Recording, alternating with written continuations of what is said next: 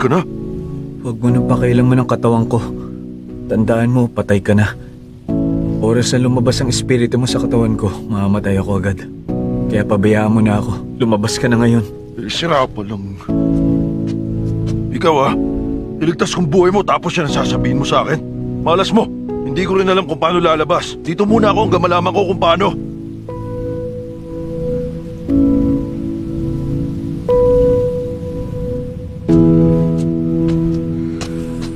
Huwag ka mag-alala. Gagawin ko lahat. Para manatiling mataas ang grado mo. Tsaka magaling ako sa suntukan. Turuan natin ang leksyon yung Chemi sa pambubuli sa'yo. Aray, hindi pa lang ako sanay sa katawan mo kaya nagulpi ako eh. Tungkol sa grado mo, sige, papasa ka sa kolehiyo. Makikipagkaibigan ako. Aalagaan ko rin yung mama mo. Kahit na hindi pa rin magbabagong buhay ko, magsasayang ka lang sa akin ng panahon.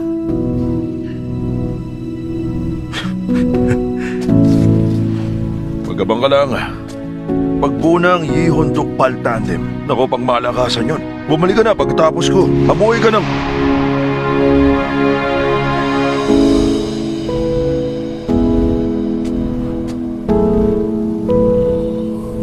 Anak ng...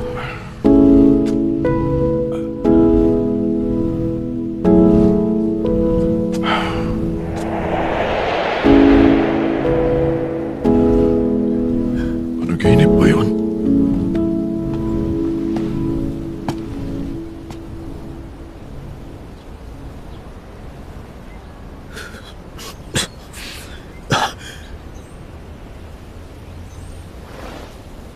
Tara, sa klinik. Hindi ko kailangan pumunta ng infirmary. Klinik na ang tawag doon, hindi infirmary. Halika na. May dugo ka. Lintik na. Pag bumalik ka ng ganyan ng itsura, iiwasan ka ng mga kaklase natin.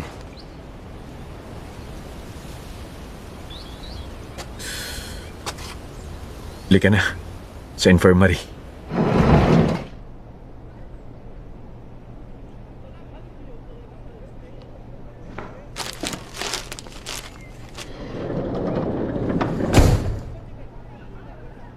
Wala yung school nurse Baka lumabas.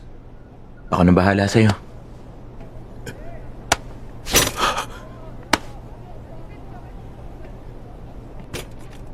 Anong klase natin? Homeroom ngayon. Na-assign ng upuan, may class president na. Kanya-kanyang aral na raw. Uy, wala kang laban doon. Ba't pinatulan mo ang Hong Chemi na yon? Alam ko bang mabagal tong katawan na to?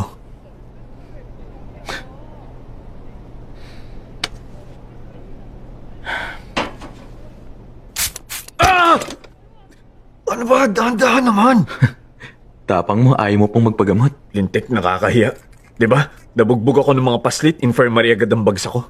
Itong sugat na to, galos lang to sa military. Kahit nga matuklapan ka ng laman, kita buto, pamahid lang ang katapat eh.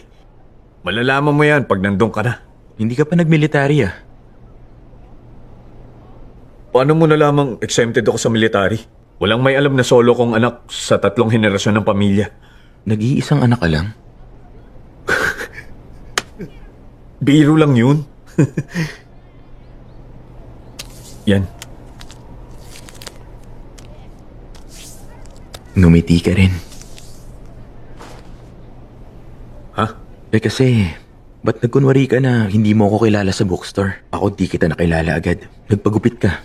Umiksi ang bangs mo. Ang laki ng pinagbago mo. Ngayon ka lang umiti. Sa tagal nating magkasama. Ako ang best friend mo, di ba? Choy, Sekyong. Gusto kong maging kaibigan si Sekyong. Pero imposible namang mangyari yun. Yung lalaki nakita ko sa bookstore, yung Sekyong sa diary niya. Naging matalik sila magkaibigan ni Sekyong mula nung nagsulat siya sa diary niya. Lokong Song Yihon yun Dapat sinusulat niya yung mahalagang nangyari. Kasi nawalan ako ng alaala. Ano? Naaksidente ako. Nabagok yung ulo ko.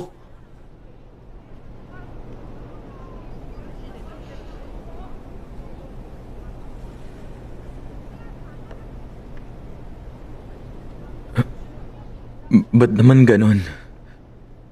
Hindi mo ako maalala. Nakitulog ka pa sa kwarto ko at sabay tayong nag-aaral palagi. Sabay tayong gumala. Magulang na nga rin ang turing mo sa magulang ko eh.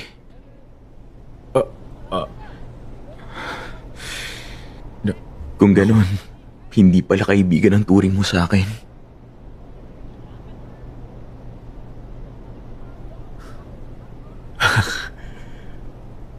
Wala kasi akong matandaan kahit ano. Oh, tatandaan na kita. Sana magpatuloy ang pagkakaibigan natin.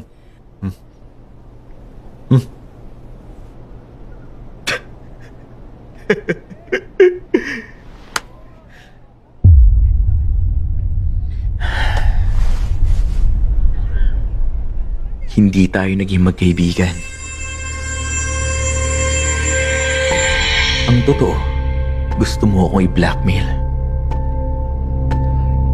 Gusto ko lang makita ang reaksyon mo. Diba, umuulan pa nga nun? Nagpunta ka sa bahay at pinagbantaan mo ako ipagkakalat mo ang pagkatao ko kung hindi ko gagawin ang sinabi mo sa akin. Ano kaya na tumalon si Yihon sa tulay yung sinasabi niya? Ibig sabihin, nagkita sila ni Sekyung nung araw na yun? Hindi ko maintindihan kung ano bang tingin ni Yihon sa pagkatao ko. Pero mas kilala ko siya kumpara sa ibang mga tao sa paligid niya. Dahil mahigit 2 taon niya na akong sinusundan na para siyang stalker. Tinitingnan ko lang naman siya dahil gusto ko siyang maging kaibigan. Pero nagsimula na si Hong Chemi na tawagin akong stalker. Nakilala ako bilang stalker. Ngayon, lahat ng tao sa school umiiwas sa akin at lagi akong tinuturo. Hindi kita inistok. Kita mo na? Alam mo pala eh. Huwag mo nang subukang magpalusot. Magsisinungaling ka pang nawalan ka ng ala-ala eh. Yang taas, yang frame, yang mukha saktong-sakto sa itsura ni Yihon. Maluloko mo yung ibang estudyante. Pero yung pananalita mo, yung lakad, ngiti, pati titig ng mata mo. Nagbago ang lahat ng yon. Na para kang ibang tao. Yung tingin niya, nakakabasa ng pagkatao. Pero bantay niya ang sarili niya. Yung titig niya, hindi niya binabawi. Choi Sekyung, mapanganib ang batang to. Ano? Hindi ikaw si Song Yihon?